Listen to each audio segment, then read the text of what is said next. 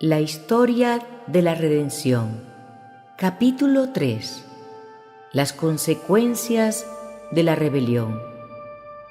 En medio del huerto, cerca del árbol de la vida, se alzaba el árbol del conocimiento del bien y del mal, destinado especialmente por Dios para ser una prenda de la obediencia, la fe y el amor de Adán y Eva hacia Él. Refiriéndose a ese árbol, el Señor ordenó a nuestros primeros padres que no comieran de él ni lo tocaran, porque si lo hacían, morirían. Les dijo que podían comer libremente de todos los árboles del huerto, menos de este, porque si comían de él, seguramente morirían. Cuando Adán y Eva fueron instalados en el hermoso huerto, tenían todo cuanto podían desear para su felicidad. Pero Dios, para cumplir sus omniscientes designios, quiso probar su lealtad antes que pudieran ser considerados eternamente fuera de peligro. Habían de disfrutar de su favor, y Él conversaría con ellos, y ellos con Él. Sin embargo, no puso el mal fuera de su alcance. Permitió que Satanás los tentara. Si soportaban la prueba, gozarían del perpetuo favor de Dios y de los ángeles del cielo. Satanás quedó sorprendido con su nueva condición.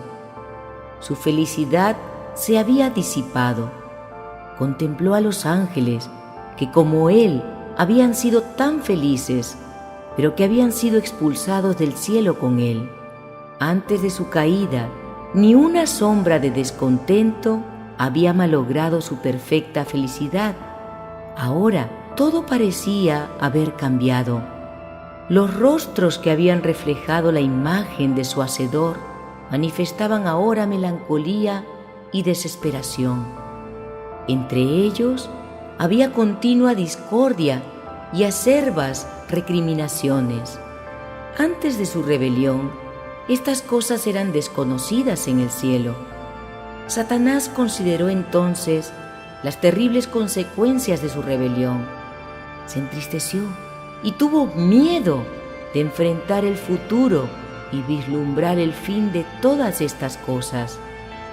Había llegado la hora de entonar felices cantos de alabanza a Dios y a su amado Hijo. Satanás había dirigido el coro celestial, había dado la nota, luego toda la hueste angélica se había unido a él, y entonces en todo el cielo habían resonado acordes gloriosos en honor de Dios y su amado Hijo. Pero ahora, en vez de esos dulcísimos acordes, palabras de ira y discordia resonaban en los oídos del gran rebelde. ¿Dónde está él? ¿No es acaso todo esto un horrible sueño? ¿Fue expulsado del cielo? ¿Nunca más se abrirán sus puertas para permitirle entrar?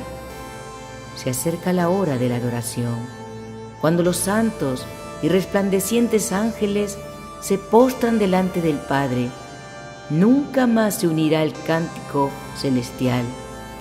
Nunca más se inclinará reverente y con santo temor ante la presencia del Dios eterno.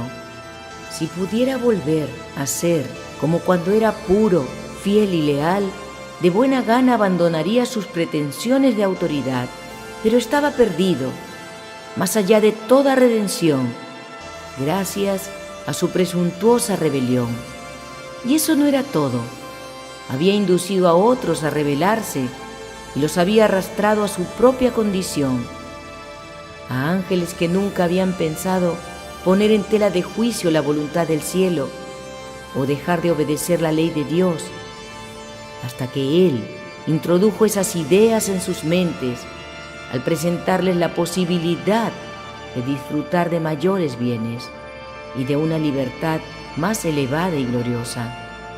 Por medio de ese sofisma los engañó. Descansaba entonces sobre él una responsabilidad de la que le hubiera gustado liberarse. Como sus esperanzas habían sido destruidas, esos espíritus se volvieron turbulentos. En lugar de gozar de mayores bienes, estaban experimentando los tristes resultados de la desobediencia y la falta de respeto por la ley. Nunca más podrían estar esos seres infelices bajo la influencia de la tierna dirección de Jesucristo. Nunca más podrían esos espíritus ser conmovidos por el profundo y fervoroso amor, por la paz y la alegría que su presencia siempre les había inspirado, para devolvérselos en gozosa obediencia y en reverente honor. Satanás procura su restitución. Satanás tembló al contemplar su obra. Meditaba a solas en el pasado, el presente y sus planes para el futuro. Su poderosa contextura temblaba como si fuera sacudida por una tempestad. Entonces pasó un ángel del cielo, lo llamó y le suplicó que le consiguiera una entrevista con Cristo. Le fue concedida. Entonces le dijo al Hijo de Dios que se había arrepentido de su rebelión y deseaba obtener nuevamente el favor de Dios. Deseaba ocupar el lugar que Dios le había asignado previamente y permanecer bajo su sabia dirección. Cristo lloró ante la desgracia de Satanás, pero le dijo, comunicándole la decisión de Dios, que nunca más sería recibido en el cielo, pues éste no podía ser expuesto al peligro. Todo el cielo se malograría si se lo recibía otra vez, porque el pecado y la rebelión se habían originado en él. La semilla de la rebelión todavía estaban dentro de él. No había tenido en el curso de su rebelión motivo alguno para actuar de esa manera, y había acarreado ruina sin esperanzas, no solo para sí mismo, sino para las huestes de ángeles que habrían sido felices en el cielo si él se hubiera mantenido fiel. La ley de Dios podía condenar, pero no perdonar. No se arrepintió de su rebelión porque había visto la bondad de Dios de la cual había abusado. No era posible que su amor por Dios hubiera aumentado tanto desde la caída como para conducirlo a una gozosa sumisión o una obediencia feliz a su ley, que había sido despreciada. La desgracia que experimentaba al haber perdido la dulce luz del cielo, el sentimiento de culpa que lo oprimía y la desilusión que experimentó al ver que sus esperanzas resultaban fallidas, eran la causa de su dolor. Ser comandante fuera del cielo era muy diferente que gozar de ese honor en él. La pérdida de todos los privilegios que había tenido en el cielo le pareció demasiado grande como para soportarla. Deseaba recuperarlos. El tremendo cambio que se había operado en su situación no había aumentado su amor a Dios, ni a su sabia y justa ley. Cuando Satanás se convenció plenamente de que no había posibilidad alguna de recuperar el favor de Dios, manifestó su maldad con odio acrecentado y ardiente vehemencia. Dios sabía que una rebelión tan decidida no permanecería inactiva. Satanás inventaría medios para importunar a los ángeles celestiales y mostrar desdén por la autoridad divina. Como no pudo lograr que lo admitieran en el cielo, montó guardia en la entrada misma de él para mofarse de los ángeles y buscar contiendas con ellos cuando entraban y salían. Procuraría destruir la felicidad de Adán y Eva. Trataría de incitarlos a la rebelión, con plena conciencia de que eso produciría tristeza en el cielo. La conspiración contra la familia humana. Los seguidores de Satanás salieron a su encuentro y él se levantó, asumiendo un aire arrogante, y les informó acerca de sus planes para apartar de Dios al noble Adán y a su compañera Eva. Si de alguna manera podía inducirlos a desobedecer, Dios haría algo para perdonarlos. Entonces él y todos los ángeles caídos dispondrían de una buena oportunidad para compartir con ellos la misericordia de Dios. Si eso fallaba, podrían unirse con Adán y Eva, pues una vez que hubieran transgredido la ley de Dios, estarían sometidos a la ira divina, lo mismo que ellos. Su transgresión también los pondría a ellos en estado de rebelión, y podrían unirse con Adán y Eva para tomar posesión del Edén y establecer allí su morada. Y si lograban tener acceso al árbol de la vida que estaba en medio del jardín, su fortaleza sería, según ellos, igual a la de los ángeles santos, y ni Dios mismo podría expulsarlos de allí. Satanás celebró una reunión de consulta con sus ángeles malignos. No todos estaban listos para unirse con el fin de llevar a cabo ese arriesgado y terrible plan. Les dijo que no confiaría a ninguno de ellos la realización de esa tarea, porque creía que solo él tenía suficiente sabiduría como para realizar una empresa tan importante. Quería que consideraran el asunto mientras él los dejaba con el fin de estar solo para madurar sus planes. Trató de convencerlos de que esa era su única y su última esperanza. Si fallaban, desaparecería toda perspectiva de recuperar el cielo y controlarlo, o cualquier otra parte de la creación de Dios. Satanás quedó solo para madurar los planes que seguramente provocarían la caída de Adán y Eva. Temía que sus propósitos no se cumplieran. Aún más, aunque tuviera éxito al inducir a Adán y Eva a desobedecer los mandamientos de Dios y convertirlos en transgresores de su ley, si de todo ello él no recibía ningún beneficio, su propia situación no mejoraría. Su culpa, en cambio, solo aumentaría. Se estremeció al pensar en sumergir a la santa y feliz pareja en la miseria y el remordimiento que él mismo debía soportar. Parecía indeciso, a veces firme y resuelto, otras dubitativo y vacilante. Sus ángeles lo buscaban, puesto que era su dirigente, para informarle acerca de la decisión que habían tomado. Se unirían a Satanás en sus planes para compartir con él la responsabilidad y las consecuencias.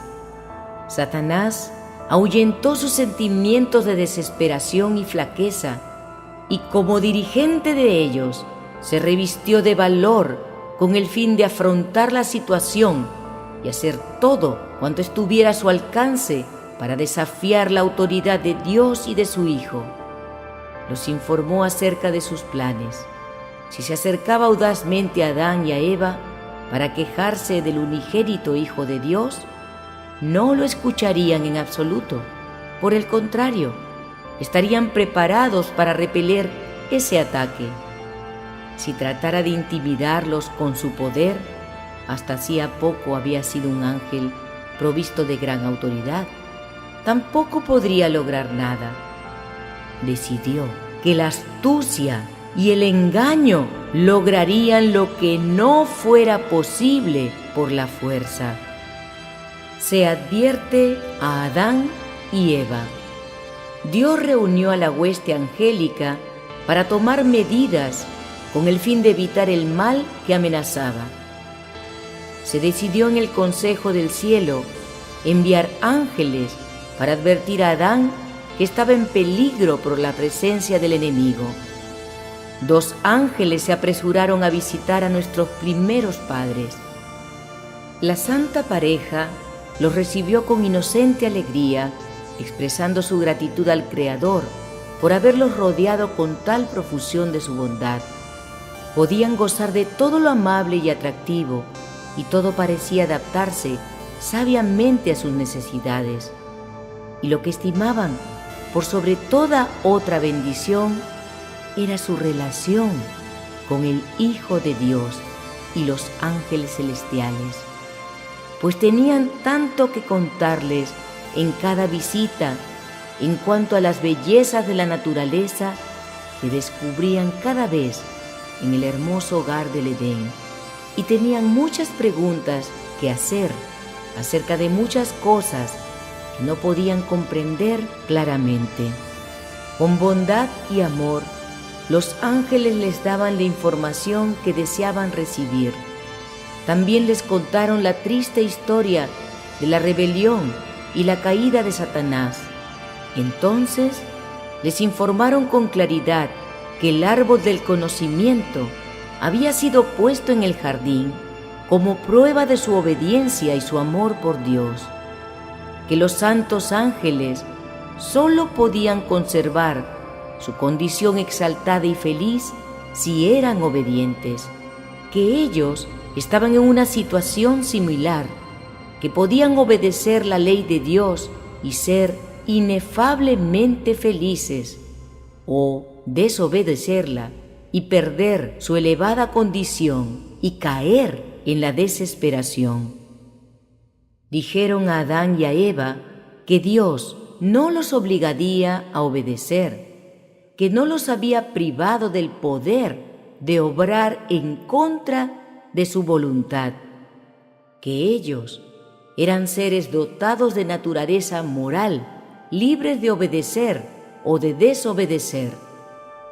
Solo había una prohibición que Dios había considerado propio imponerles hasta ese momento. Si transgredían la voluntad de Dios, ciertamente morirían. Dijeron a Adán y a Eva que el ángel más excelso, que seguía en jerarquía a Cristo, no había querido obedecer la ley de Dios, que había sido promulgada para gobernar a los seres celestiales, que esa rebelión había provocado guerra en el cielo, que como resultado de ella, el rebelde había sido expulsado y que todo ángel que se había unido a él para poner en tela de juicio la autoridad del gran Jehová había sido echado del cielo también, y que ese adversario caído era ahora enemigo de todos los que se preocupaban de los intereses de Dios y de su amado Hijo. Les dijeron que Satanás se había propuesto hacerles daño y que era necesario que los protegieran, porque podrían llegar a relacionarse con el adversario caído, pero que éste no podría causarles perjuicio mientras se mantuvieran obedientes a los mandamientos de Dios. Porque si fuera necesario, todos los ángeles del cielo acudirían en su ayuda antes que permitir que Él los perjudicara de alguna manera. Pero si desobedecían los mandamientos de Dios, entonces Satanás tendría poder para molestarlos, confundirlos y causarles problemas.